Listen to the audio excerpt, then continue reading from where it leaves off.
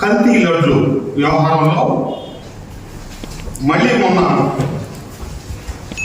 4 సార్లు ముఖ్యమంత్రిగా భారతదేశంలోనే ఇప్పుడున్న అత్యంత సీనియర్ రాజకీయ నాయకుల్లో ఒకరిగా ఉమ్మడి ఆంధ్రప్రదేశ్కి 4 సార్లు ముఖ్యమంత్రిగా ప్రాతినిధ్యం వహిస్తున్నటువంటి, ప్రజల చేత ఎన్నిక కాబడినటువంటి, ప్రజలతో ఇవ్వబడిన రాజ్యాంగ పదవిలో ఉన్నటువంటి వ్యక్తి చంద్రబాబు నాయుడు గారి మీద, అట్లాగే యువతకి ప్రాతినిధ్యం వహిస్తూ ప్రజల చేత గెలుపొంది ఈరోజు విద్యాశాఖ మంత్రిగా ఉన్నటువంటి లోకేష్ బాబు గారి మీద అతను ప్రవర్తించిన మాటలు, రకరకాల సందర్భాల్లో అతను ఉపయోగించిన భాష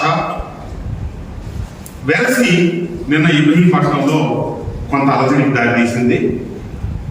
రాజకీయాల్లో విమర్శలు చేయలేని అసహ్యతే ఈ అసభ్య పదజాలంగా మారుతుంది.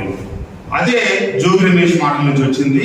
అదే ప్రజల తెలుగుదేశం పార్టీ కూటమి కుటుంబ సభ్యుల ఆగ్రహంగా మారి నిన్న కొంత దురదృష్టకరమైన పరిణామాలకు దారితీసింది.